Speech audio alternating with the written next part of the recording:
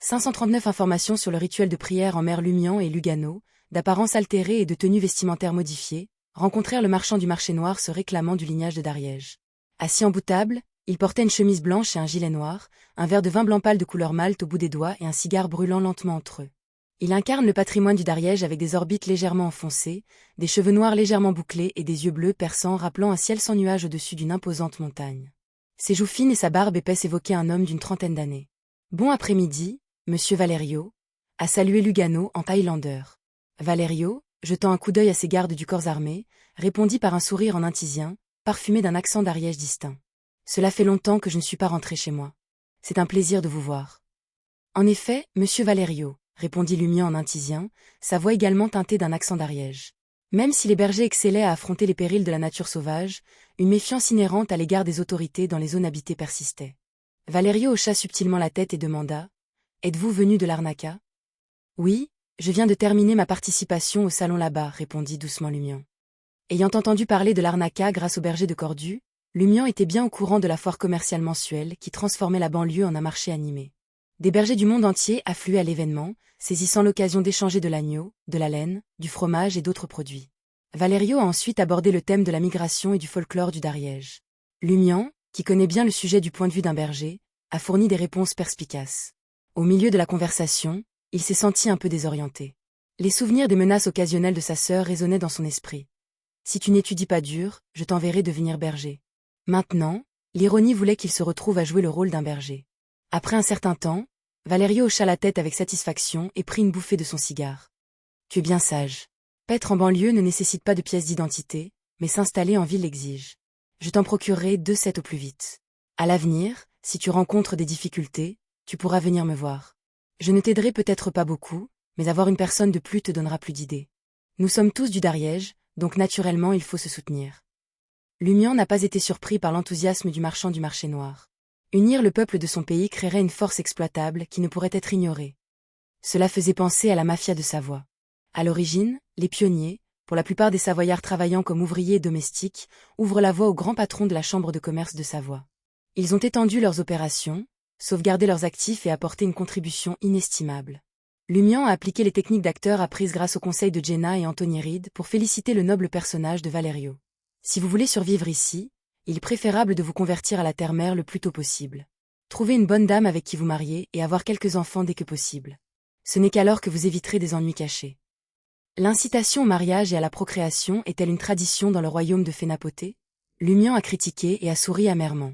Sans pièces de cuivre, il n'y aura pas de bonne fille. Ce proverbe d'Ariège résonnait dans la salle, signifiant la difficulté pour les pauvres, notamment les bergers, d'attirer de belles dames et de fonder une famille. C'est Phénapoté, pas d'Ariège, remarqua Valerio en buvant une gorgée de son vin blanc. Les bonnes dames d'ici apprécient les corps robustes et le courage. L'argent peut attendre après votre mariage. Perplexe, Lumian demanda. Pourquoi? Les hommes comme ça sont plus aptes à la reproduction et ils possèdent la capacité d'imprégner de bonnes dames, expliqua Valerio avec un sourire. Cet endroit est différent de Dariège. L'essence de beaucoup de choses réside dans la fertilité et la reproduction. Ce n'est qu'en comprenant cela que vous pourrez vraiment comprendre Phénapoté et louer la mère de toutes choses. Le marchand du marché noir se leva, écartant légèrement les pieds et levant les mains bien haut. Pas étonnant que Phénapoté regorge de monde sur le continent nord. Sans leur talent pour l'amélioration des terres et la culture alimentaire, il serait impossible de maintenir une telle population. Les pensées de Lumian s'affrontaient alors qu'il sondait. « Monsieur Valerio, j'ai entendu dire qu'il y aurait un rituel de prière en mer le mois prochain.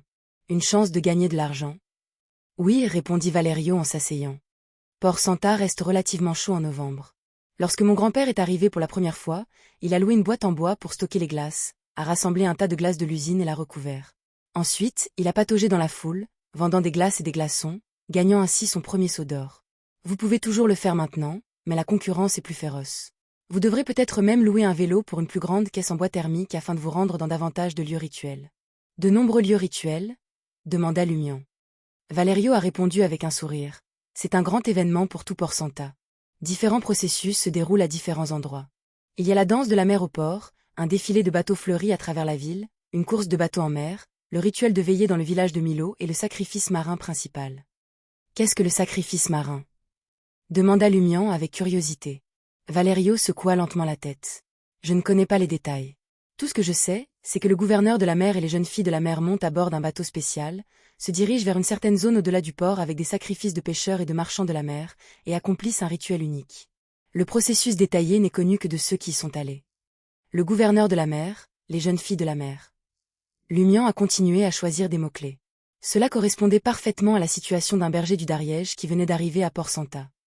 Valerio sourit et dit: la partie cruciale du rituel de prière en mer consiste à sélectionner un homme comme gouverneur de la mer et 4 filles comme jeunes filles de la mer.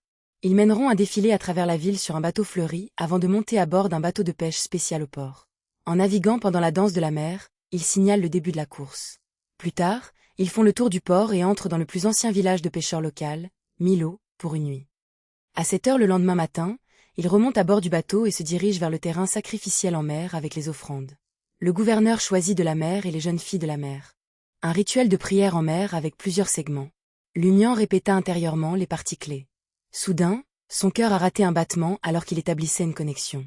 Cela ressemblait beaucoup à la célébration du carême dans les montagnes du Dariège et au printemps des elfes. Le rituel de prière en mer ici ne ressemble-t-il pas à la célébration du carême? Après y avoir réfléchi, Lumian a estimé que la similitude n'expliquait pas le problème. Il s'agissait d'un processus courant dans le mysticisme, la création d'un symbole spécifique pour représenter la cible sacrificielle afin d'obtenir l'effet souhaité. Cela était évident dans de nombreux rituels folkloriques. Comment sont choisis le gouverneur de la mer et les jeunes filles de la mer? Demanda Lumian avec curiosité. Se pourrait-il que, comme l'elfe du printemps, il soit élu par tous les habitants de Port Santa? Pourrait-on acquérir une grande réputation et bénéficier de bénéfices cachés après le rituel? Valerio a tiré une autre bouffée de son cigare. Ils sont choisis par les membres du comité de la guilde des pêcheries, la plus ancienne guilde de Port Santa. Ils gardent secret les critères spécifiques et s'ils souhaitent voter. Même les membres officiels de la guilde des pêcheries ne le savent pas. Sur ce, le marchand du marché noir sourit. Mon objectif est également de devenir gouverneur de la mer. Ils disent que cela comporte de nombreux avantages, mais personne ne dévoile les détails. Comment les précédents gouverneurs de la mer se sont-ils comportés? Lumian était plus préoccupé par cette question. Valerio a été surpris. Il réfléchit un moment avant de secouer la tête. Je ne suis pas sûr. Chaque gouverneur de la mer ne remplit qu'un mandat d'1 an. Une fois qu'ils démissionnent, ils semblent être transférés. De toute façon, ils ne peuvent pas rester à Port Santa pour éviter des affrontements avec le nouveau gouverneur. Et, on leur propose sûrement une lourde compensation et ils sont autorisés à amener leur famille. Vous avez déménagé? Ont-ils vraiment été relocalisés ou ont-ils été confrontés à autre chose? Lumian, s'appuyant sur ses expériences passées, ne pouvait s'empêcher de penser à quelque chose de menaçant et d'effroyable face à un folklore aussi rituel. Concernant les expériences ultérieures du gouverneur de la mer lors du rituel de prière en mer, cela semblait étrange. Lumian réfléchit un instant, adoptant le ton qui convient à son apparence actuelle, demanda « Et les jeunes filles de la mer ?» Ils sont un succès parmi les marchands de la mer, les actionnaires des entreprises de pêche, les pêcheurs et les marins. Tout le monde veut épouser les jeunes filles de la mer, symbole de la bénédiction de la mer. Explorer divers villages de pêcheurs, la guilde des pêcheries et les maisons des marchands de la mer, et vous rencontrerez de nombreuses grand-mères influentes qui étaient autrefois les filles de la mer. Le visage de Valerio débordait d'envie, comme s'il rêvait lui aussi d'épouser une jeune fille de la mer et de devenir un véritable marchand maritime. Cela reflète les avantages cachés d'être un elfe du printemps. Lumian réprima l'envie de lever la main droite et de lui caresser le menton. Sachant qu'en s'arrêter, il s'abstint d'insister davantage. Après avoir déposé 50 riseaux d'or, il a quitté le casino illégal de Valerio à Lugano. Ludwig n'est pas venu avec eux. Au lieu de cela, il était posté dans un restaurant familial voisin équipé d'une installation de divertissement pour enfants, supervisé par des gardiens spécialisés et avec un repas fourni. À Fenapote, de nombreuses industries ont aidé les parents à élever leurs enfants et à réduire le stress. Inti et d'autres pays ne disposaient pas de telles installations, et même si elles existaient, elles n'étaient accessibles qu'à l'élite. Trêve, catacombes. Franca et Jenna sont descendus au 3e niveau avec leurs bougies blanches vacillantes. Se sentant un peu moins étouffée, Franca tourna la tête et demanda « Quel est le nom de la tombe que nous recherchons ?»